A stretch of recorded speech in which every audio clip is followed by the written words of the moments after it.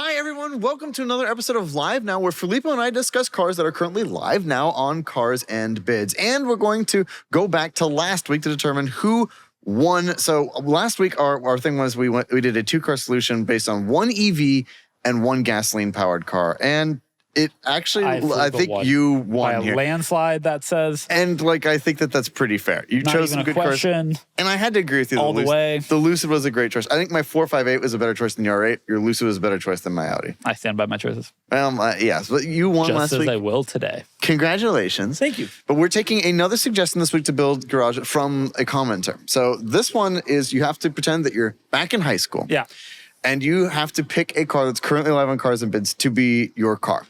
Now, you're going to pick one that is attainable in that it's kind of around the 10-ish grand value mark, somewhere in there, and one that's a little bit unattainable. Now, it can be unattainable for a couple of reasons. It could be the high-end version of something that you wanted. The maintenance could be too expensive, something along those lines. Okay. Got it? I will say I did not have a car in high school. My family had a Honda Pilot that I sometimes drove around. Which actually pretty good car for... Great car. For that. 03, first year. Exciting stuff. I am a cheap person. I would have bought the cheapest imaginable Saab 900 that I could. Sadly, we don't have Saab 900 live on the site at this very moment. Although all of my coworkers, every time one's coming up, send it to me ahead of time. I did not have a car in high school for most of it. I drove my dad's Chevy Malibu Max. Yeah. It was green. I actually did really he loved that car. I liked that car. But then I did get a car a little bit later on. It was my first BMW. It was an E39 525 i5 speed. Wow. BMW in high school. I mean, it was a $6,000 car, but yeah, but yes, nonetheless, I did have an E39 in high school and I've had them ever since. So why don't we start with you, Filippo? So you're attainable. Your attainable car. We have a 2004 Volvo V70R with the Spaceball 6-speed manual shifter. This is literally the dream. And in high school, I would have potentially committed murder for this car. I love wagons. I've always loved wagons. I went to high school in Madison, Wisconsin, where there's a lot of wagons because a lot of university professors and outdoorsy people. A lot of my friends had either non-manual V70s. Had actually a close friend that had a non-R V70 manual. Fun fact, but they exist. And legacy wagons and Outback, stuff like that. But this is the one you would want. And honestly, if you're 16, here's a fun, cool, turbocharged wagon. Space for everything. At cross-country skiing, you can fit a lot of cross-country skis in the back of a V70 from experience. And this has 194,000 miles. It is the kind of car you buy as a high schooler. Yeah. Will it have some problems? Probably, but that's a good thing. Maybe. As a high schooler, that's a good thing. In my opinion, I learned to work on cars in high school because I had issues, and to be honest with you, couldn't afford to have them fixed at a shop. You figured it out. And so, I learned how to do it myself, and I thought that was great. So it builds character. You get stories. I would be. You told me to pick an attainable car and a non-attainable car. Honestly, I had to push myself to not choose this for both because this is just the car that I would choose. You can carry. And to all of my high school friends that are watching, which maybe is nobody, you had friends. You can back me up here. Yeah. Okay. They're just not watching. You can back me up on this because this is the car I would choose. Period. Honestly, Filippo, for you, this is a seriously cool car. In high school, I would flip out to see someone driving one of these, especially with the manual, the Spaceball. Oh, so cool. I chose something a little bit different. If I were going to go back to high school, I believe in focusing a lot on driving, and so this Boxster S is what I would choose. Nice. It's a 986 Boxster S, but an O2, so it's got the slightly more powerful engine and being an S, of course. But this one, 6-speed manual, which is critical. These cars, I cannot believe how inexpensive these cars are. And they are so good to drive. And I think this one looks very nice. For a 986, I think it looks really... So I'm carrying my friends. I'm carrying all their stuff. We're going on weekend camping trips. Yep, and I'm driving a Porsche in high school. You're driving alone on your Porsche. With the passenger in your Porsche. With one passenger, that is exactly it. But I'm driving a Porsche in high school, and that would be cool. You can, and that's crazy. So what you can get 986s for $10K regularly. This is an S with reasonable mileage, so it might be a little bit above that. But this is a very attainable car, and again, it's a car you can still work on. There's a ton of support for these cars, and they're just so excellent to drive. The memories you can go out and the fun you can create having this, and I mean, when you're in high school like this, it would be really cool to have a convertible. Can I say a note about that? With a voice crack in the middle of that sentence? Just like we're in high school. Because that's important. what I've discovered over time is that reliability matters a little bit less than how active is the community in solving common problems. Oh, totally. And so like when I owned an E53 X5, my E53 X5 with a stick was horribly unreliable. It was not a good version of that car. But every single forum in the BMW forum in the world has done work on that engine. It's a 3-liter that was in everything. And the 986 forums have solutions and great documentation for every single problem. Even the V70R forums, like it's enthusiasts, and they teach each other how to fix things.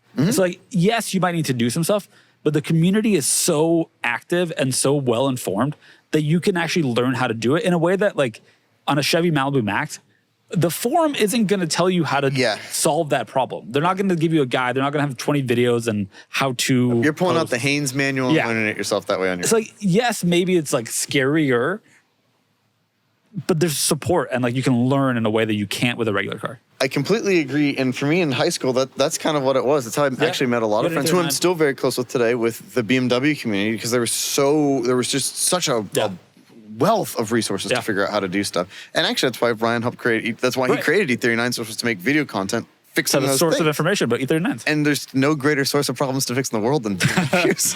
And so I completely agree. There is an exception to that, which is your unattainable car.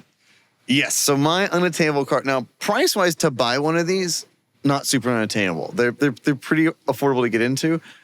It is the maintenance that is unattainable, and that is the CL65 AMG. Now, to your point, I wanted a car I could squeeze 4 people into, and you certainly can. But a bi-turbo V12 for not really that much money. And in high school, like such a cool car. It would be cool. Now, granted, it is still on the higher side of things you would spend maybe money on for like. These are what for high school $25,000 car. It's a $25,000 car, which is a lot of money for a high school car, but in some communities, it's not a lot of money for some people. Yeah, I mean, or that is to say, there's a lot of people that buy more expensive cars. There are people I know now who in high school like they're like buying their kids like new CRVs. If you're one of those people. Congratulations. Yeah, right, exactly. But you could have this instead if you were in that situation and you liked cars. But again, 738 foot-pounds of torque. Was it 604? Hey, Dad, can you give me a ride to school? Why? I just bought you a car. Yeah, but it's gonna break a lot. My friend Nick had one of these once he graduated from college, and it did have problems. Didn't it burn down? And yeah, no, that was his Maybach. He had a Maybach 57 after this that then did burn down. I will say there is good community support for these legitimately, and like you can learn a lot about fixing these. But parts are hard, expensive, and that's what makes it unattainable. But again, the buy-in price this isn't that crazy, and heavily depreciated luxury cars in general are really fun to consider in high school. And that's honestly how my friend Ryan ended up with an E39 M5. Yeah. It was $12,000. Like that's just like I think 12.8. I think that's what his was. But like that was, I mean, that's a relatively. By the way, car. I want to say primarily because this is a show where we talk about cars that are alive now on Cars and Bids, hence the name. Reliability would not scare me as an adult from the CL65. In the same way that it would scare me as a 16-year-old. A 16-year-old was like, can I go without that car? Can I afford to buy any single part? Maybe not. But now it'd be like, this is worth it for that experience. Totally. But things are different now than they were when I was 16. Totally. I couldn't fathom the idea. My job at Subway didn't have the CL65 budget. No, exactly. I couldn't cut the yards I would cut grass for. I couldn't squeeze into the maintenance of a CL65 or the gas, honestly. But yeah, I think that would be like my unattainable like high school dream car. But I went a different direction. Yes. What did my take was if I'm willing to spend or I have real money to spend as a 16-year-old, but I don't want to deal with maintenance issues. I don't want to deal with the fear of that. Could buy a 2024 Volkswagen Golf R. Which is kind of what Filippo would actually do. Yeah, but even today, I wouldn't buy a Golf R. No, I love that I'd buy the half-price version. GTI and not the R as an adult. Same color, though. Think about this. You're 16. You have a hot hatch, which is the dream. And you live in the north. You want all-wheel drive. Bam. You want a 6-speed manual because you want a 6-speed manual. Bam. You want to still have space for things. Bam. Bam. There's no room. And your parents want you to make sure that you're like safe. Okay, great. This has all like lane keep, automatic emergency braking, all the kind of like safety things you'd want. I think my Mercedes had Distronic. Okay, but that's different. That is adaptive cruise control, not emergency braking and lane keep. Okay. And lane departure and stuff like that. It's a much safer car. Yeah, it's a safe modern vehicle. It's a safe modern vehicle that's still so fun. If I saw, when in high school, I did see a couple people that had like GTIs, or maybe like if I would see like an R30, a Mark IV R32 around, or a Mark V GTI, or a Mark, that was where we ended. It would be so cool. You would be, in my mind, quite a cool high schooler if you had a Golf R. Because it's such an enthusiast coded vehicle, and like a great, like you have 40-ish grand to spend. Bam, this is the car I would want. It's like truly the car I would want. It's a good point. To be clear, I'm not looking at this from the perspective of like a parent. I would want my kid driving this car in high school. I'd want my kid driving this car, sure. I mean, but plus sometimes the infotainment might not work. And then they can't be distracted driving. The music can't be playing that loudly. Or would they be more distracted because they're trying to get it? No, it's pretty just like done. It's just straight up might as well not exist. Yeah. No, that only happened once, and I'm told that the software they fixed it on my GTI. Yeah, I can't say I've ever had that. I am so confident that I'm going to win this because I think a V70R is the dream attainable car, and a Golf R is the I have enough money to spend 40 grand on a car to 16-year-old, but I want you want something newer in that case because you want something that like will propel you to adulthood. And that is high school. You've got all of college in front of you. You're spending 40 grand. I hope you keep the car for a few years.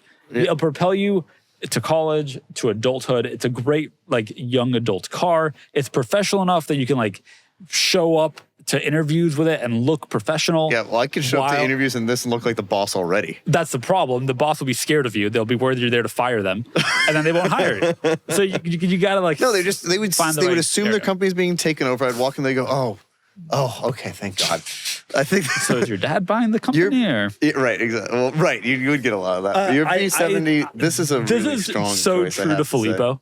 It's every single part of this, except for the fact that there's not an NG Side 900, which is what I would have actually bought as a high schooler. I came so close to buying one for $900, and then I backed out, and I shouldn't have. I regret it deeply. You know what? So when I was in high school, which I was driving, so like I graduated in 2013. So this would have been 2011, 2012, like 2013. That was when I was looking at cars. At that time, I remember looking at first generation Honda or Acura NSXs. Were about you could get one for like 13 to 15 grand. What? You get them into the 18s, yeah, for like one with miles and like, but a manual. I remember looking at manual ones for around that number.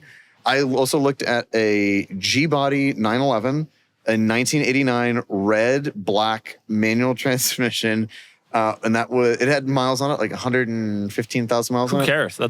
It's 12.5. I remember that. I made some. Yeah, I should have. But I knew my parents would let me drive around. You would have been in an accident, and then the car would have been worthless. But Kennan is careful, and that's the thing. I would have been very, very careful. Well, that was a different situation. If you think that I have won, when Kennan makes a post, when the Cars and Bits account makes a post on community, please make clear why that you think I've won, why you think I've won, and how you think that my superiority in this weekly show. What do you think that says about me?